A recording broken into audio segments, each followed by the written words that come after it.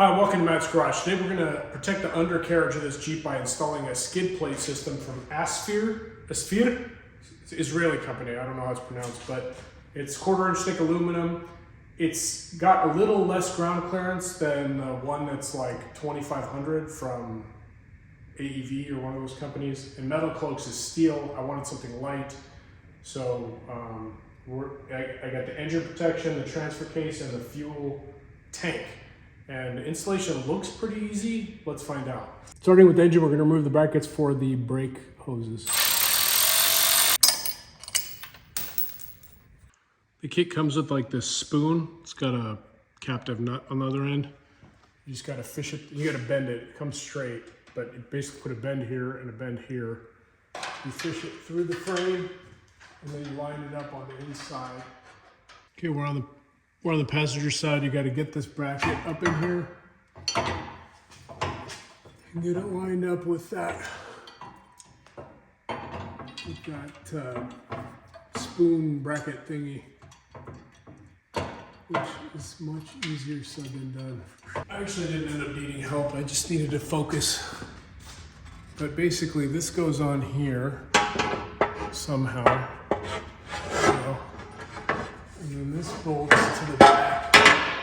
So I just held the plate up. You need to figure out that there's these little clip nuts need to go into this hole. So you got to mark it with the plate up in place. Put them in that hole. This is the difference between like those high-end kits and a cheaper kit. The recess, they don't have like a built-in recess. They just have these cups to keep the bolt holes from shearing off, but honestly, like, it's not that big of a drama. All right, after some adjusting, I was able to get them all in.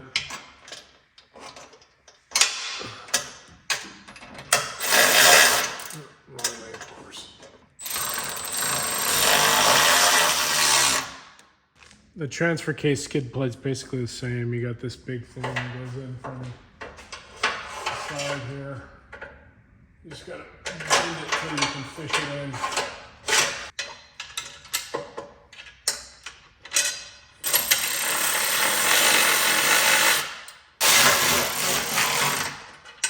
That's the transfer case. For the fuel tank, you basically loosen up specific bolts. There's one up high, up there.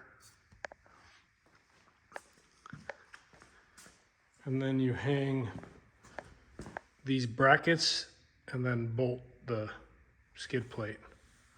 I'm not sure what that is.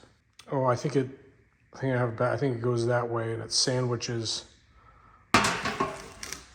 under here. Yeah. The fuel tank skid plate was definitely more problematic.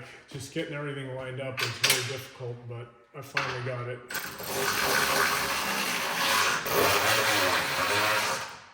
Well, that's it. It took me about 2.5 hours to install the whole thing. Don't worry, I've remembered to tighten the brake bracket bolts. It looks like it's going to protect the parts it's going to protect. You know, there's bolts here that I could see getting hung up on. This special bolt definitely could get hung up on. Even these, like, these aren't as bad, but is it the best kit on the market? Absolutely not. Is it the cheapest 1/4 inch aluminum kit on the market? 100%. So would I recommend it? Time will tell, but I feel confident this can take a serious hit. I don't know.